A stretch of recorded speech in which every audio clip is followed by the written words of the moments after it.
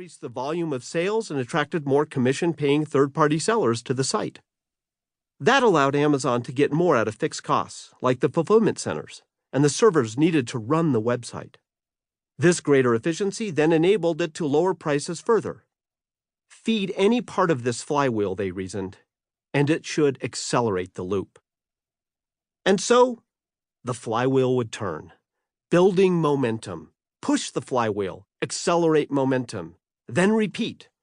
Bezos, Stone continued, considered Amazon's application of the flywheel concept the secret sauce. In the monograph, and I'm going to describe it for you here, I've sketched my own take on the essence of the original Amazon flywheel in a diagram. Now, as we go through the monograph, I just want to give a heads up.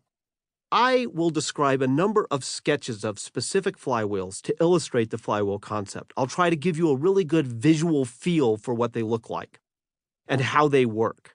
And I want to be clear that these reflect my own take on the flywheel from each case. The leaders who built these flywheels would likely draw them with more nuance than I have. I've kind of simplified them down to give you an illustrative sketch so that you can really grasp the concept, how the flywheel really works, and to stimulate your own thinking about your own flywheel.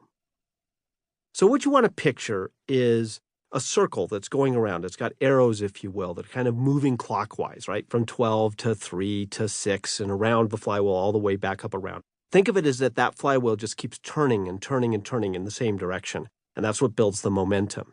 Now, as you think about the flywheel, what you also want to picture is that at certain points along that clock, if you will, there are key components of the flywheel, and each part feeds into the next part. Notice the inexorable logic. If you trace your way around the Amazon flywheel a few times in your mind, you can almost get swept up in the momentum. Each component sets you up for the next component, indeed almost throwing you around the loop. Bezos and his team could have panicked during the dot-com bust, abandoned the flywheel, and succumbed to what I describe in Good to Great as the doom loop. When caught in the doom loop, companies react to disappointing results without discipline, grasping for a new savior, program, fad, event, or direction, only to experience more disappointment. Then they react without discipline yet again, leading to even more disappointment. Instead of falling into the doom loop, Amazon committed fully to its flywheel, and then innovated aggressively within that flywheel to build and accelerate momentum. Amazon not only survived, but it became one of the most successful and enduring companies to emerge from the whole dot-com era. Over time, Amazon would renew and extend the flywheel far beyond simple e-commerce and enhance the flywheel with new technology accelerators such as artificial intelligence and machine learning. But throughout, the underlying flywheel architecture remained largely intact, creating a customer value compounding machine that many of the largest companies in the world came to fear. Never underestimate the power of a great flywheel, especially when it builds compounding momentum over a very long time.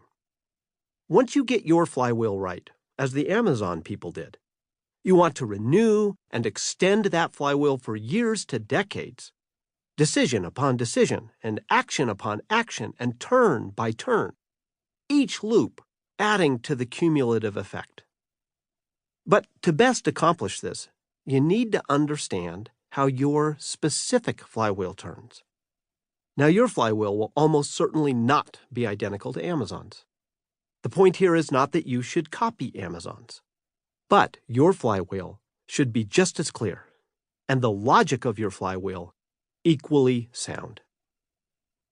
In the years since publishing Good to Great, I've challenged dozens of leadership teams to do for themselves what the Amazon team did for itself.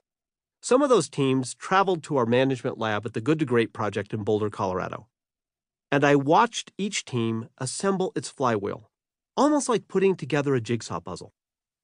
They'd get all the pieces laid out, and then they'd fiddle.